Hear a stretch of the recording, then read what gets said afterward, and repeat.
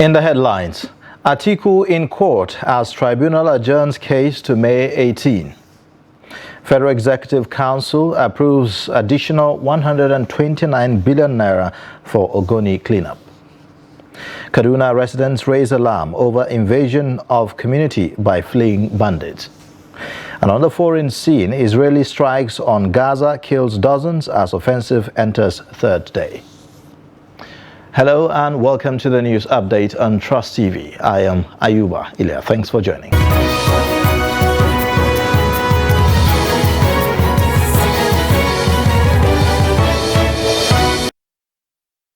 And now the details. The Presidential Election Petitions Tribunal has adjourned continuation of pre-hearing in a petition filed by presidential candidate of the People's Democratic Party, Atiku Abubakar, challenging the election of Bola Tinubu as president to May 18. Noel Samson reports that the presidential candidate was personally in court with other party chieftains. The presidential candidate of the People's Democratic Party, PDP, Atiku Abubakar, accompanied by some of PDP chieftains, were in court to watch the pre-hearing proceedings. Counsel for the PDP candidate, Chris Uche SAN, told the court that the parties in the suit have harmonized their positions on constitutional and statutory issues and document to tender in the case. As you could see, we've settled the issues and narrowed them down to very definite constitutional and statutory issues which we need the court to determine. We've also dealt with the issue of reconciliation and streamlining of documents. The parties have agreed to work together and report back by Tuesday on the documents so that tendering of documents will be seamlessly done. Then thirdly, which comes to this issue of the motions, you could see that we served the other parties the motion for the televising of the proceedings. They explained here that they are still in the process of filing their replies. Therefore, we could not proceed without their input. So we don't want to anticipate their response. That's why the matter and this motion and other motions have all been adjourned to Thursday next week. Definitely on Thursday, every party would have filed his replies, and then this motion, this very critical motion, which they admit is very fundamental, the hearing will take place on Thursday, the 18th day of May, 2023. Meanwhile, Counsel for the Allied People's Movement, APM, who is also challenging the election of Bola Tinubu, Oluwafemi Aweda, said the party is not withdrawing its position. In the merit of our case, and we intend to follow through to the end. We do not have any link or any relation with other parties that have withdrawn, and we are saying this with affirmatively and with all seriousness and of course with all responsibility that we do not have any intention of withdrawing our petition. Action Alliance AA and Action People's Party APP have withdrawn their petitions from the court. Noel Samson, Trust TV News, Abuja. The Federal Executive Council has approved the sum of 129.8 billion naira for various projects in the Niger Delta Ministry, especially for the Ogoni cleanup project. The Senior Special Assistant to the President, Garba Shehu, said this after the FEC meeting chaired by the Vice President, Yemi Osinbajo, on Wednesday. According to him, the money will be used for the second phase of the Ogoni water project and the central remediation of newly identified hydrocarbon impacted sites. The Minister of Water Resources, Suleiman Adamu, assured Nigerians that ongoing projects in the country will not be abandoned by the incoming administration of Bola Tinubu. Residents of Kaduna villages have raised the alarm that bandits fleeing from military operations in Zamfara state are escaping to their areas to seek refuge in nearby forest. Villagers in remote communities along the Zamfara-Kaduna border towns have reported the sighting of the bandits. Resident Said Damari said that the bandits had been arriving at the nearby Kuduru forest since Tuesday. Another resident known as Shagari said that the bandits operating around the town have threatened to abduct any farmer found working in the farm. The police public relations officer in the state, DSP Mohammed Jalige, said that the command will protect the lives and property of the villagers. He added that the fleeing bandits will not be allowed to terrorize the villagers. Daily Trust reporter in Kaduna, Mohammed Yaba, gives an update on the situation. Residents of Kaduna villages have raised the alarm that bandits fleeing from military operations in Zamfara State are escaping to their areas to seek refuge in nearby forests. The villagers in remote communities along Zamfara-Kaduna border towns are reported to have sighted the bandits who they said arrived the area yesterday. And they also claimed that the bandits, the well-armed bandits, arrived the community on their motorcycles, which made some of the villagers to run for their lives, thinking that the bandits were there to attack them. But fortunately, the bandits decided not to attack them, but rather move into the nearby forest that is named Kuduru Forest. That surround the area.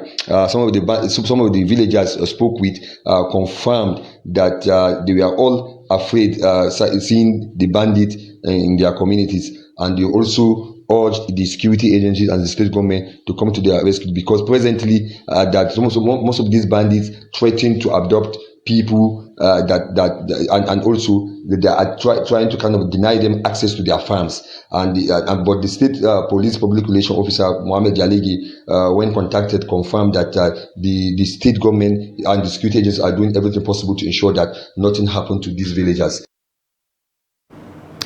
Still staying with security matters, Anambra State Police Command has confirmed the death of a leader of a criminal gang, one Odumodu, who operates from Imo State into Anambra State, suspected to be members of Proscribed Indigenous People of Biafra, IPOB, and Eastern Security Network, ESN. He was killed on Wednesday alongside 4 gang members terrorizing Anambra State and Imo State by the Joint Security Forces in a village, Akwa Hedi, in Nnewi South, a border town between Imo and Anambra State. According to the Anambra State Commissioner for Police, CP Echeng, security operatives accosted the deadly gang of 5 operating on motorbikes suspected to be members of the Proscribed IPOB and ESN, now who were en route to Anambra for a planned operation. According to him, the operatives engaged the assailants, neutralized 5 of the gang members, and recovered 2 rocket launchers, 4 AK-47 rifles, 1 automatic pump action, 4 magazines, 8 live ammunition, police berets, charms, and other incriminating items.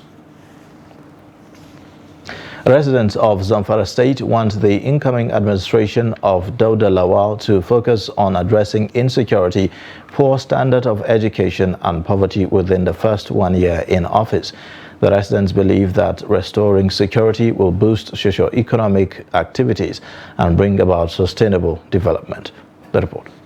Zamfara State's residents have high expectations from the incoming administration of Dauda Lawal, which will take over from the current administration of Governor Bello Matawalle on the 29th of May 2023. Some residents of the states like Suleiman Abubakar and Biliamin Muhammad have rolled out challenges which they want Dauda Lawal's administration to overcome. They listed insecurity, unemployment, poor standard of education, and poverty, among others. We have some of our people were chased from their town because of insecurity. Some were killed, some were raped, some were kidnapped, some spent more than 5-6 months in bandit captivity. So we want the state incoming government to focus on this main issue, that is security challenge. The residents are of the opinion that if employment is tackled, it will go a long way to reduce crimes and criminalities. Therefore, they employ the incoming administration of Dauda Lawal to make concerted efforts to provide job opportunities for the teeming unemployed youths. Biliamin Muhammad, who graduated in 2017 and has since completed his 1-year mandatory National Youth Service but has not found any job yet, is calling on Zamfara State Governor-elect to look into the plight of the unemployed youths in the state. The state government to focus more on education and poverty alleviation and joblessness to the youth now. Let's say we have about 500,000 youths that are employed in the state. No job and most of them are educated. Not to say they are not educated, they are educated, but they don't have jobs. The state government cannot offer jobs. I think the previous government is only does not employ people. The incumbent state governor, Bello Matawalle, lost the 2023 governorship polls to the PDP candidate Dauda Lawal, who the residents now expect to provide solutions to their problems. It is 50 years since the creation of the National Youth Service Corps NYSC in May 1973. The scheme was introduced by the then military head of state, General Yakubu Gowon, to foster unity and national integration after the Civil War in 1967. In the spirit of NYSC's Golden Jubilee, Ibrahim Ismail meets former corps members who settled in Gombe State after the one-year mandatory NYSC service. The report. This is we that won State Honors Award. Wow. Aderinto Babajide is a graduate of Arts and Communication from Yaba College of Technology, Lagos. He was deployed to Gombe for the National Youth Service Corps NYSC in 1999, just 3 years after the state was created. After completing his service, Babajide was offered an automatic employment by the Gombe State government in the Ministry of Information. For the past 24 years, the 50-year-old has been running art and photography business in Gombe, a place he calls home. It's good to thank Gombe too, because they accommodate us, they treat us like their own, they show love, and the magnitude of appreciation, at least for staying back, is enormous.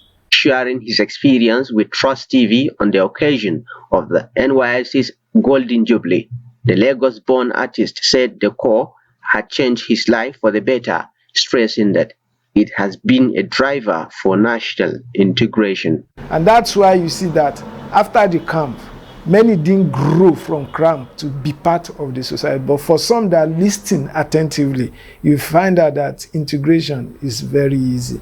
By and large, NYSC is a good scheme that needs to be maintained. At least for one thing, this unity, NYSC is promoting it better. Because I'm a Yoruba man, I marry an Igbo, staying in Hausa land. It's just a work of NYSC. Just like Babajide, Bidia Yaro Dawakin Tofa is an ex-corps member from Kano State who was deployed to Gombe in 2017 for the national service. Since then, he has been working as a radio presenter. I'm now working in Gombe, and this is all because of NYSC scheme. I'm opportune to be one of the NYSC members who immediately after their service, they got job, and recently, as you can see, my life has changed. While reflecting on his service year in the NYSC 24 years ago, Babajide said there is indiscipline among the current corps members. The corps doesn't see the NYSC staffs as their masters. It's not regimented any longer because the freedom is just too much. My only advice for the incoming corps members is be meek. It's not about your certificate. It's about what you got to offer. For these two ex-corps members who found solace in the state after their service year, there is no better place to be than Gombe, a home away from home. Ibrahim Ismail, Trust TV News, Gombe. The federal government has received another set of 148 Nigerians that were stranded in Niamey, Niger Republic at the Malam Aminu Kano International Airport in Kano State. The returnees arrived aboard a Sky Mali Airlines B737-400 operated by the Ethiopian Airlines Wednesday afternoon. Receiving the returnees, the National Emergency Management Agency said that they were brought back under the care of the International Organization for Migration from Niamey through a voluntary repatriation program. The coordinator of the NEMA Kano Territorial Office, Nuruddin Abdullahi, said that the program was meant for the distressed who had left the country to seek greener pastures in various European countries and could not afford to return when their journey became frustrated. The returnees from Lagos, Kano, Katsina, Jigawa, and Kaduna, among other states, comprised of 94 males, 25 females, and 29 children. The coordinator noted that the returnees will undergo a 3-day training on how to achieve self-sustainability and provided with seed capital to enable them to engage in productive ventures to be self-reliant. You're watching the news update on Trust TV. Coming up shortly, we'll take a look at how tradition withstands modern innovation. Details and more after the break. Good morning, Nigeria. Year after year, they have informed, educated, and entertained us. When you needed information, knowledge, or an escape. From generation to generation, the Nigerian broadcasting industry has worked tirelessly to serve you. This November, broadcasters all over Nigeria will gather for the maiden edition of the Nigerian Broadcasting Awards, an award ceremony set to reward hard work and unflinching excellence in the broadcast media. They have served and are still serving. It's time to say thank you. This award is organized by the Broadcasting Organizations of Nigeria, BON. For more details, log on to www.tnbawards.ng and follow our social media handles at TNB Awards.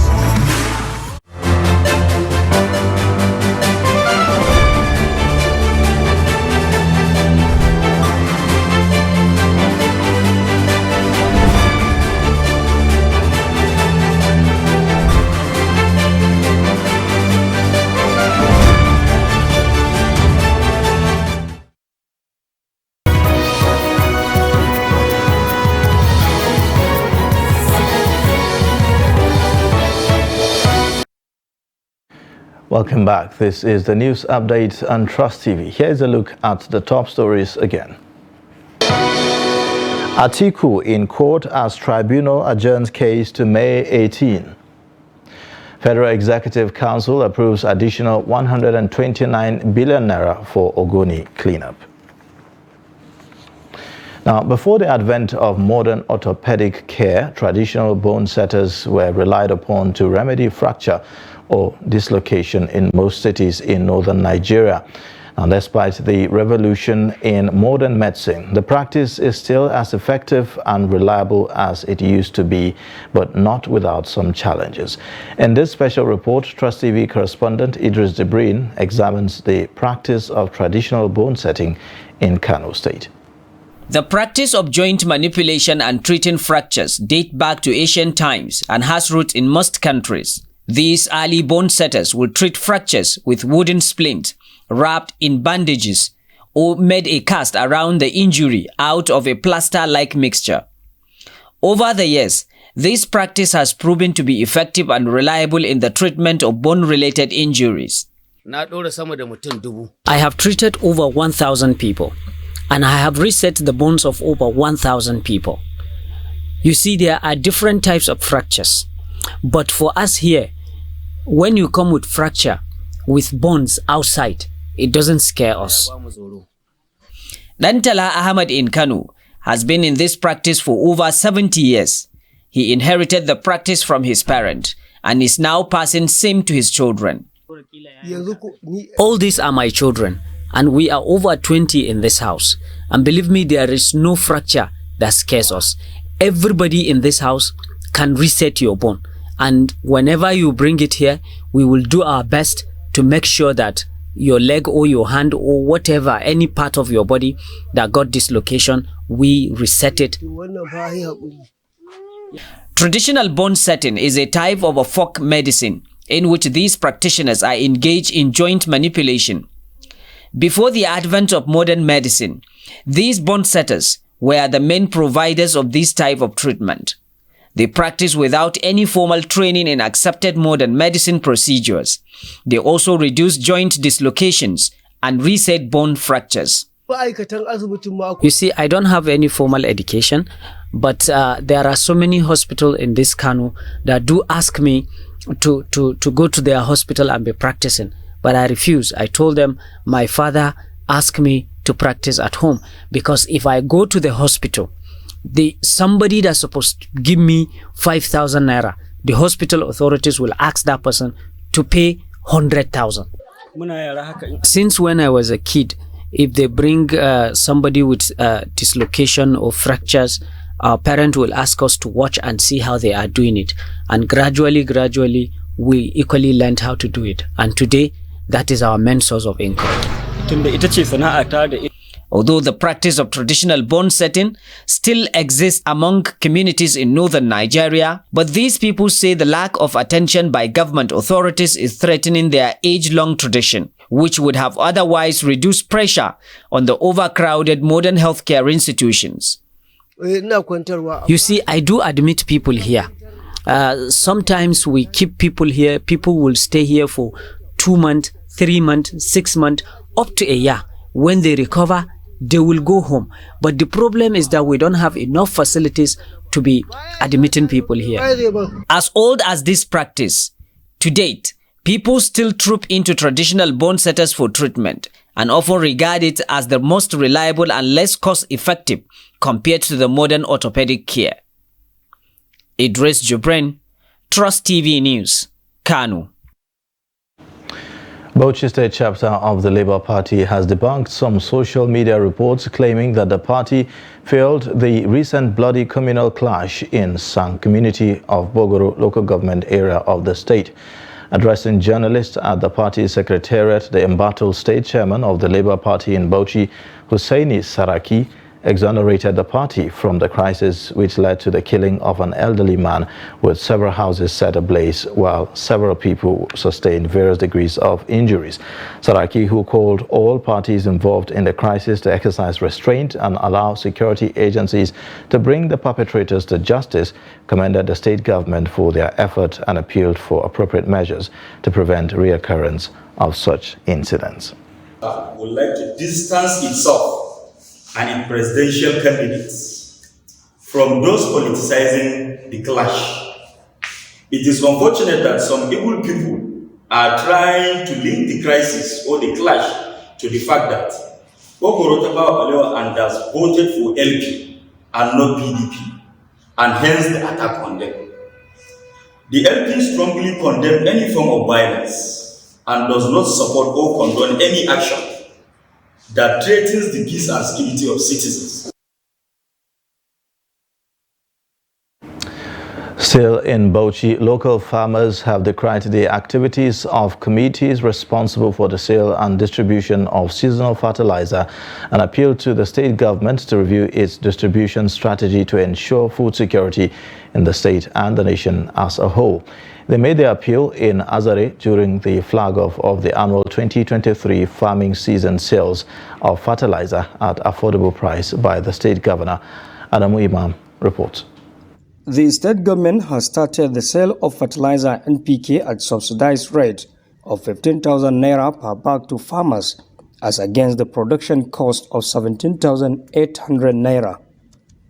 But some scale farmers in Azare Katagum local government area of the state are not comfortable with the activities of middlemen known as committee members whose activities they say are worrisome. They appeal to the state government to sell the commodity directly to the farmers.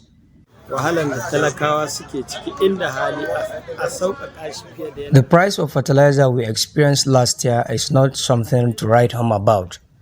The sale and distribution. Also, somebody like me cannot afford to do farming, except if there is change and the commodity is made available to us.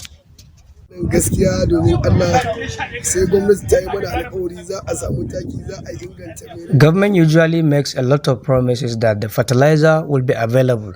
We will, however, be shortchanged. Even with our money, we hardly get it. We always add something on top of government-approved price. So now we are praying for the governor to have a think on this matter.